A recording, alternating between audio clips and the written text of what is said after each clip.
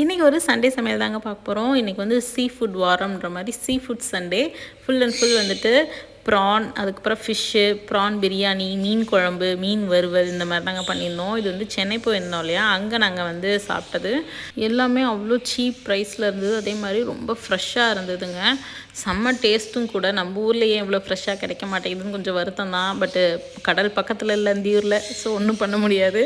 So அதுக்கப்புறம் பார்த்திங்கன்னா fish fry, அதுக்கப்புறம் மீன் குழம்பு இதெல்லாம் தாங்க பண்ணியிருந்தோம். ரொம்ப சூப்பராக வந்தது. இந்த இது வந்து அயன் கடாய், காஸ்ட் அயன் கடாய் எங்கள் ஊர் திருவிழாவில் வாங்கினது. சூப்பராக இருக்குதுங்க. பொரிக்கிறதுக்கெலாம் நல்லா நான்ஸ்டிக் மாதிரி வந்து ஒர்க் ஆகுது. சூப்பராக இருக்குது.